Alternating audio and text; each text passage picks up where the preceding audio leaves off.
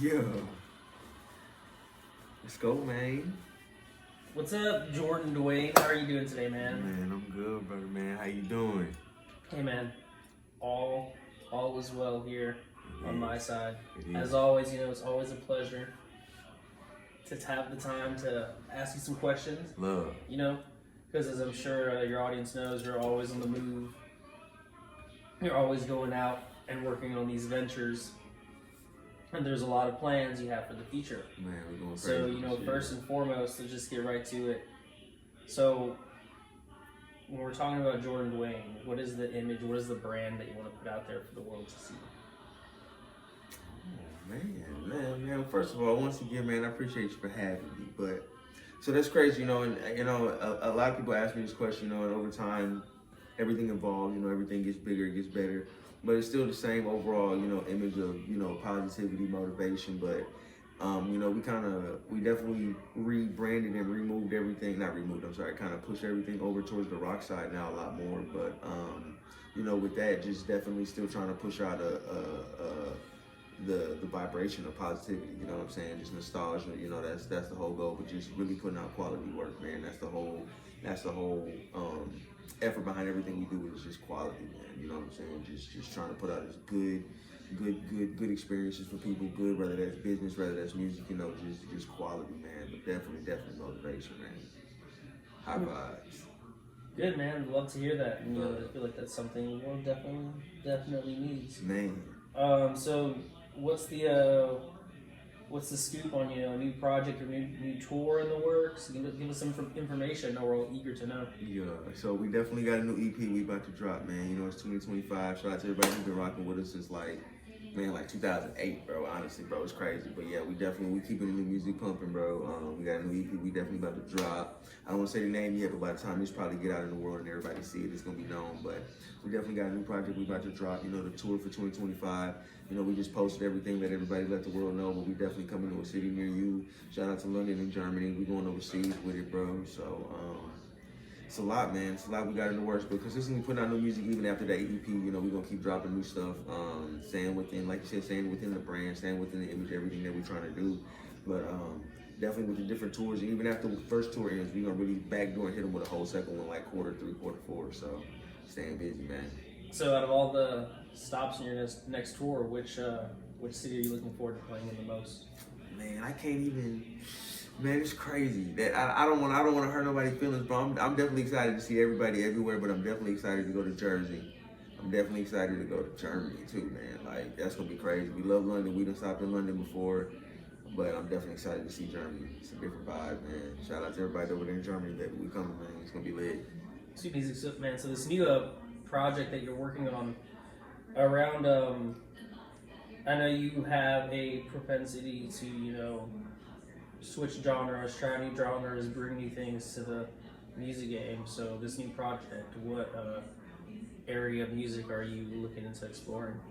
So this one's definitely gonna be still we keeping everything running with the rock. So it's definitely along the alternative punk rock, pop rock, and I love and I don't want to call it emo, you know what I'm saying? Because that was the big, I don't even want to say trend word, but you know what I'm saying, that was the big move back in when we were coming up listening to rock and stuff like that. So it's definitely along the vibes of like the old nostalgia way, but definitely punk rock, pop rock, like alternative, bro. It's heavy, you know what I'm saying? It's no, I don't want to say it's no screaming or nothing like that. That's definitely not, we're not on that side of the heavy world, but it's definitely there.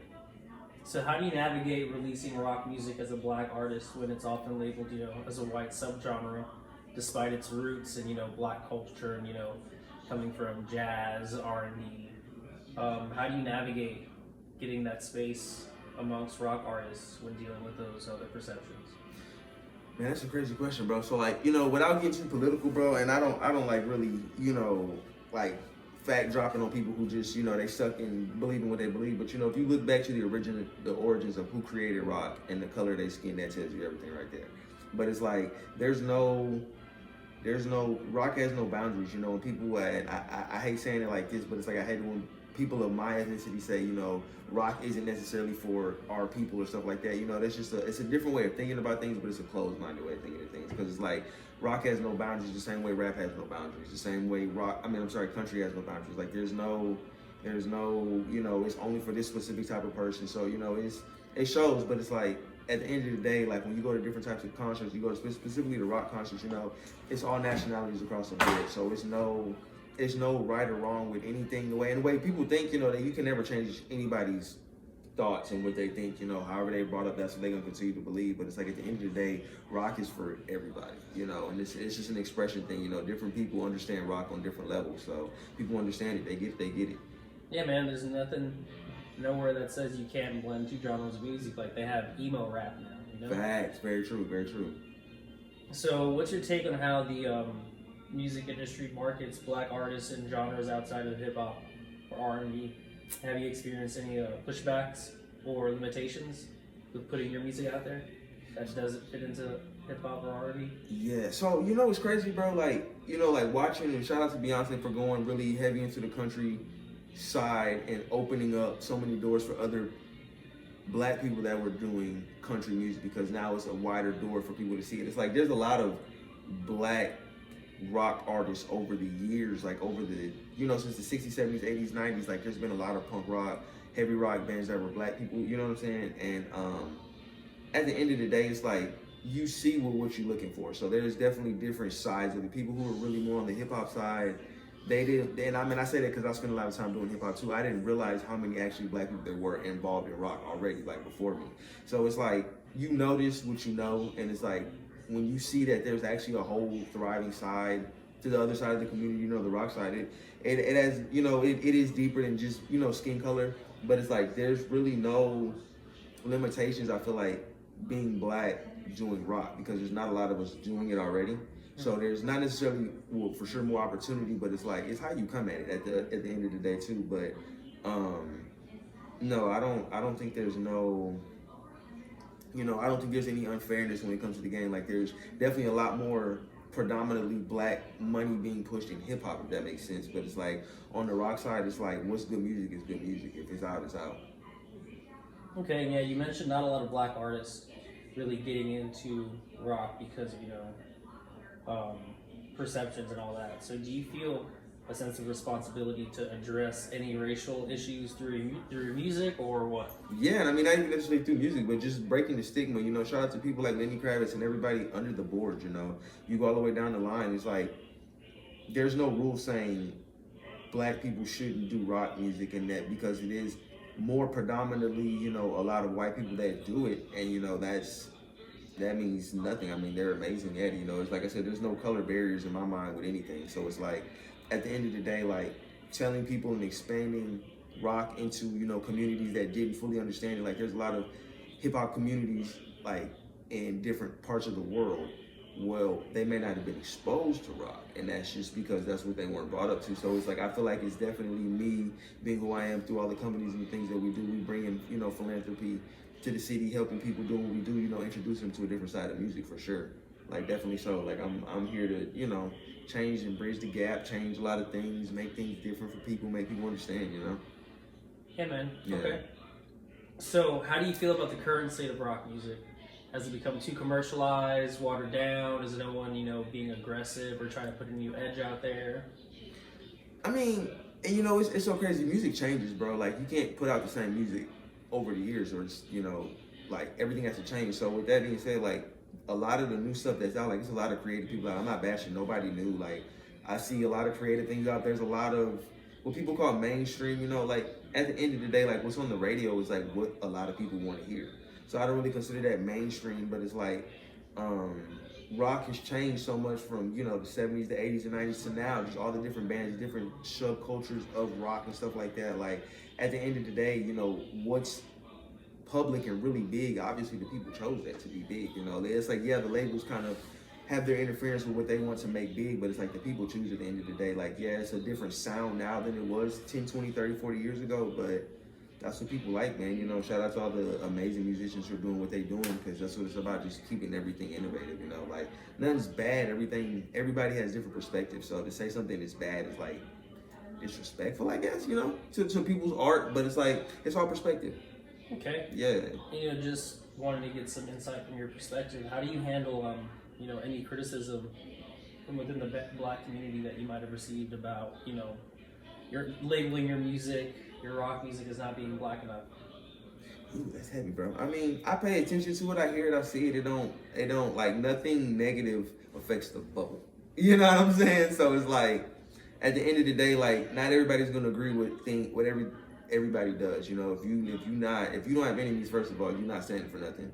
And then at the end of the day, it's like I'm not doing nothing hurting nobody physically. You know what I'm saying? Like we're not doing anything wrong in the world. So it's like for those who don't understand it, they don't understand it. You know, they listen to what they listen to. I don't fault anybody for not liking what they don't like. And it's crazy because coming from hip hop to rock, I definitely my fans shifted a little bit. Yeah, we have a lot of the original fans come over, but it's definitely a lot of new faces coming into doing what we're doing with the new music. Nice, man. Okay, so just gonna throw a little left field question because I know the last interview we had, we touched on, your take on, relationships, monogamy. How do you feel about polygamy in today's social environment? In the social environment, I mean, okay, well, let me rewind it. My take on it is that if you can handle it, you deserve it. As a man, if you can provide, you can manage the situation and not, be deceitful, not lie, handle your business, make sure everything's taken care of. It's one of those things. It's not a common westernized practice, but it's like if you look back in history, it is what it is. I don't want to go too deep into that. And it's like to the women who don't understand it, it's just one of those things like, spend time reading and finding out things that, you don't know. It makes you smarter. It does. And then to the women who like understand it, who love it, we all see the same point of view with that. So it's an understanding thing, bro. But it's like at the end of the day, I respect, the monogamous relationships, polygamous relationships, it's a lot of different times. It's different times in the world. There's a lot of different types of people in the world, but it's like, if you have the capacity to love more than one person, it's like if your significant other understands that, y'all on the same page, it's absolutely nothing wrong with it in my eyes. Yeah. That's heavy, man. That's a yeah.